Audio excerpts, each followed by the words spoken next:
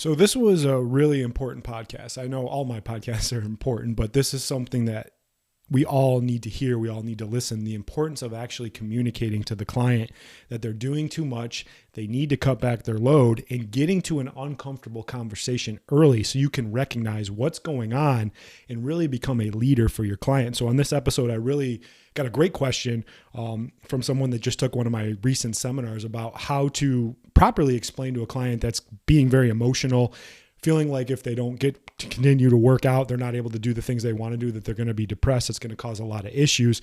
So in this episode, I give you some tactics, let you know what's really going on with the client, what you can do, and really put you on the right path to communicating effectively, educating your client effectively so they can get optimal results. I hope you enjoy the show.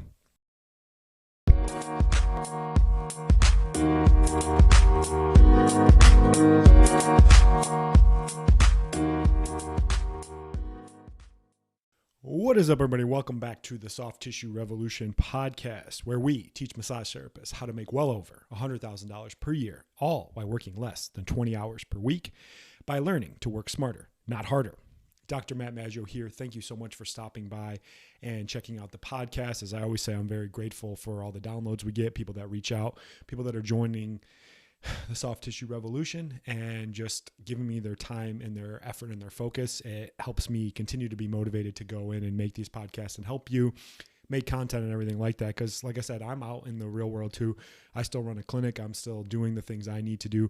I hate when you learn from people and they're not in it, they're not learning, and then they give all this advice. They don't have a fucking clue about what's going on. Here's my mini rant. Let's get right into it. As I said in the intro, this might be one of the most important podcasts I've ever made. I know that sounds a little grandiose and it's like, okay, Mr. Narcissist. No, for real, this might be one of the most important podcasts I've ever made because it's a topic that people don't want to address. It's a topic that people are uncomfortable with, and it's something that can make or break the treatment process for your client, make or break how well they do, your own sanity, your own clarity, and really helping people get a resolution for their injury instead of having to just continue to hop around and try more and more shit that doesn't work. Because by the time somebody comes for you and they come to your office, you should be able to provide that solution. So I got a good question for the Q&A. It was from someone who just took my live seminar in Phoenix a couple weeks ago. Just on a side note, we're getting ready to announce the 2022 schedule. I'm going to have a post about that coming up in the next couple weeks, but it looks like I'm going to be in Florida, Iowa, and Phoenix. And then I'm going to do some real in-depth in-person ones in my clinic in Iowa as well. Get all the dates on that. I am going to cap those courses at around 8 people just for quality control and all that good shit. So be sure to get on there. They're all approved for CEU courses and all that stuff as well. But the question I got was, I tried the peak method for the first time yesterday, and it well damn took me near an hour to do it. It was their first time doing it. But after, I felt confident in getting to a 30-minute treatment, test and treatment style. I have this client. They lift about 4 to 5 days a week. They're a former massage therapist. I told them they may need to hold off from lifting, and this person almost burst into tears and said that would cause her severe depression. Yeah, these are tough ones. And what I want to do on this podcast is just kind of take you through this, what's going on from an emotional level, give you some strategies and tactics to handle this, because at the end of the day, you have to handle these situations because there's a lot of issues that can come from it. So just injuries 101, what makes an injury? Basically, you have load. Load is what you do. Capacity is what your body can take. When load exceeds capacity, that's when you have an injury. Sometimes that load exceeds capacity like right away in an accident, like you got hit by a car or you fell out of a tree or out of a building. Not as common. I don't like to work with a lot of clients that have a lot of trauma like associated with their injury, because a lot of times there's just things that are going to be too damaged we're not going to be able to fix. But the other one is where your load is slightly more than your capacity. This is the repetitive overuse, overstrain type of injury. So over time, they get injured because their load is more than their capacity. Think of it as like a teeter-totter, where one side is load and one's capacity. They need to be even with each other. When that load exceeds capacity, they're injured. So what we're doing as the practitioner is we're increasing their capacity so they can take on more load. Very simple. So what happens in many situations is if we're fixing the capacity, but they're doing more load, they're never going to get fucking better. And that's the problem that we run into. And there's 4 types of problems associated. I go through like 7 problems in the musculoskeletal system, but there's 4 like basic topics when you're looking at an injury. One of those is just tissue. That's like my soft tissue type of stuff. So that could be in the muscle, in the ligament, in the tendon. The other one's structural. That could be your bone, your cartilage, your disc, things like that. The other one is just metabolic. Like, are they unhealthy? Do they not take care of themselves? Do they have a shit diet? Do they smoke? Do they drink? Do they not work out and all that kind of stuff? And the last one is just that, I call it psychosocial. This is really key. Like, what is this doing to their body? Like this in this situation here, when the person's like, if I can't work out, I'm going to be in severe depression. That's a big issue. That's going to be something where it's going to cause you some issues. It's going to cause you just to be frustrated with that client trying to get through that, and recognizing what combination of each one of these really helps. So I teach these in my webinars. So, go in and I'll talk about those a little bit later. Recognizing like where the problem's coming from. Is it structural? Is it tissue? Is it metabolic? Is it psychosocial? Because in all honesty, with this question, it's a former massage therapist that has to work out 4 to 5 days a week. Their body's fucked up. That's why they're a former massage therapist. Like, I'm not trying to be mean here. I'm just being honest. Like, people are unwilling to be realistic. And when they're using exercise as their coping mechanism, we've accepted exercises like the accepted addiction. It's like, we know someone's blowing lines of coke and drinking and doing drugs, that it's bad. But what happens is when people are using exercise in a destructive manner, they're not able to heal. It's fucking up their body. We're like, well, it's healthy. I'm doing it. It's like, that's one of the worst addictions that you can have. And it's really fucking people's bodies up. So the missing link in the treatment process, and I see this all the time with people that I coach and I train, it's not the treatment, it's the communication and education. Like, you're not educating the clients about what's going on, what to do, how it's going to lay out, and how the process is going to go. And then you just get stuck there. But nobody wants to do communication, and they don't want to do education because it's fucking boring. I get it. Boring. It is boring. But you know what? Boring is what makes you rich. Boring is what gives you success. And really focusing on the communication side of the treatment is going to help you have a much better outcome, so you don't have to deal with these problems down the road. So clients, from a client standpoint, here's what people do in this society. They come in and go, here's the fire that I started. Now you put it out whenever it comes to their injury. Or they say, hey, I know I got to go up this mountain, but I want you to carry me up this mountain. And what I say is, there's no fucking way that I'm carrying your ass up the mountain. I'll help you up the mountain. But what happens with people when they're injured and in pain, they want to come in and get rid of all their control, and they want you to do all the work, and they don't want to do anything else on the side. And then when shit doesn't go right, they want to blame you instead of being like what I did. So our job is to be a facilitator and a helper. Our job is not to be the main catalyst of that. We have to continue to focus on what we can do, but helping educate them and communicating with them effectively. Because at the end of the day, there's 2 emotions. Either people are logical or they're emotional. As practitioners, we tend to be more logical. We're like, yeah, your shit's fucked up. Like, let it chill out from there. But what happens is most of our clients are being emotional, especially with this question here. They're like, if I don't work out, I'm going to be clinically depressed. Like, there's some shit going on there. Like, if that's really the case, and if you don't work out, you're going to go fucking depressed and lose your shit. There's some deep-rooted stuff in there. And sometimes you just don't want to take on these clients, because it's going to be a fucking nightmare, because they have issues that are manifesting in other things. Yeah, they might have tissue problems and things that you can fix, but if they're fucking in this type of mindset, like, you got to recognize it early, because these are going to be the people that are going to have big problems down the road. They're being very, very emotional. So I always say there's 2 types of practitioners. There's the ones that tell you what you want to hear, and the ones that tell you what you need to hear. Unfortunately, in this world, there's way more that tell you what you want to hear instead of what you need to hear.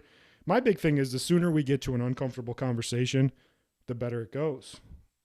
At the end of the day, like, people come to you for a reason. You have a unique set of skills.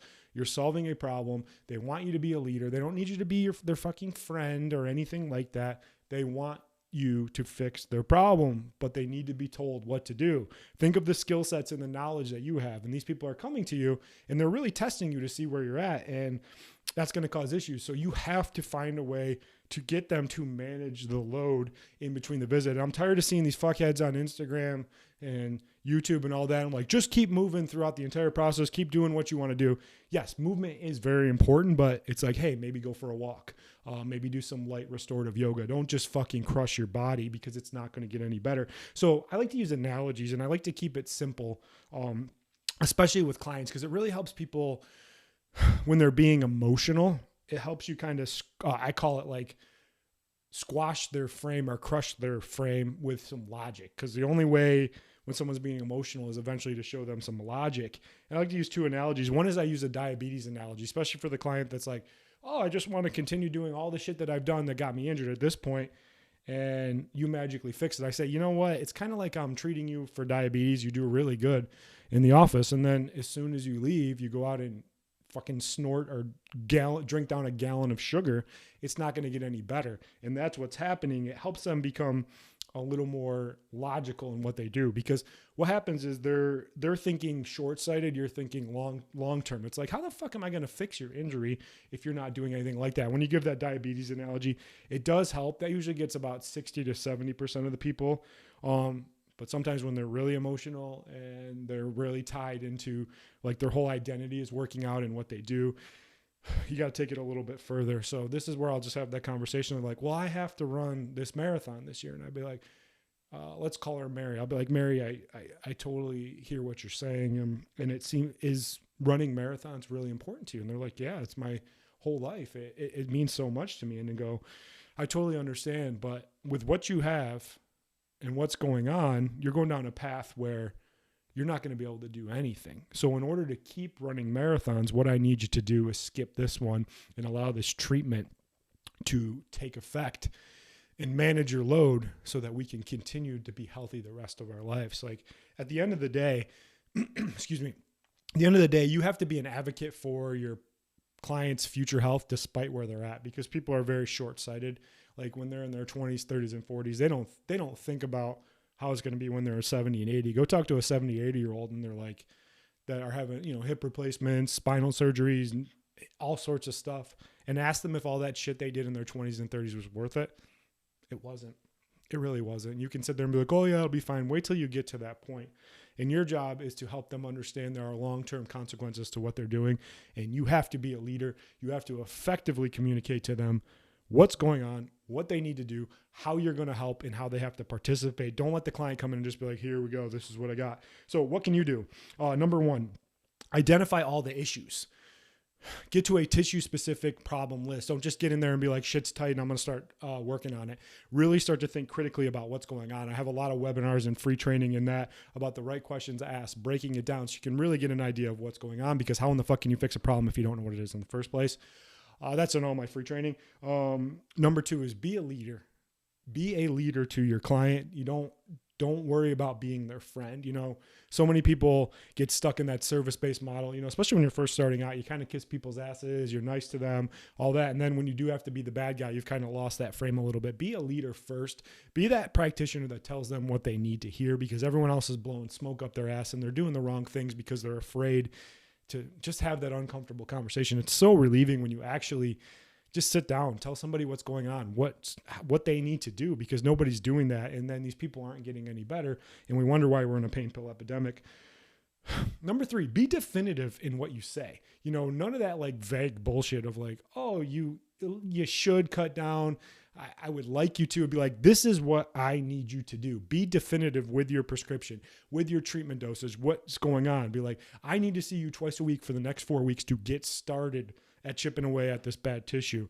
In between, I need you to do this. I need you to not do this. Be definitive. Don't be wishy-washy with people. And lastly, don't negotiate with clients. Like we do this all the time where they're like, it's like, hey, say you did an evaluation, you know exactly what's going on. They got some cartilage damage. They got a bunch of scar tissue around their hip, and they still want to run 20 miles a week. And you're like, well, let's try to run. They're like, but I want to do this. And I'm like, fuck that. Like, this is what you need. And honestly, if they're not going to participate, they're not going to follow what you do, you have to tell these people kindly to go fuck off. We do a code of conduct in all our clinics where people have to agree to activity levels, show up on time, be held accountable. Because at the end of the day, why would you waste your time? Why would you waste their money if they're not going to do what you say? And then you're just going to end up having that problem on the back end. Take care of it early. Be definitive. Be a leader. Invest in actually learning what the fuck is going on with the client so you can go in there and fix them. Yeah. Communication is key. Being a leader. Knowing what's going on. And don't do that wishy-washy shit. And honestly, if you're recognizing somebody that might be a psychological issue, address it early because it's going to be a bigger fucking problem down the road. Those are going to be the people that come in after the first treatment like, oh my God, I'm amazing. And then the next one, they're like, oh, I'm 10 times worse, all that. Like that ain't worth that. Like it really isn't worth dealing with that up and down emotional shit. I got my own issues. I don't want to deal with all that stuff too. So recognizing what's going on, creating a plan and going there. So that's all I got. I'm going to have the seminar stuff coming up next couple weeks. Go grab the free training. Make sure you're following me on the social medias. I'm very active on Instagram and LinkedIn, and I'm putting up some weekly content on my YouTube channel. So be sure to subscribe there and put some effort into educating your client about what's going on and have the communication part dialed in, because if it's not, this is why they're not getting the results, and you got to invest in that time. So appreciate you guys. I'll see you on the next one. Bye. Thanks so much for listening. If you want help on the path to being able to double your income, all while working 50% less and being taken seriously as a healthcare provider, I have some great resources for you. Number one, get access to our free training modules and introduction to my system, the Peak Method. Number two, subscribe to our YouTube channel, The Soft Tissue Revolution. Links to all of this can be found in the show notes. Lastly, if you like the show, please leave us a 5-star review and share it with others that you know it could help.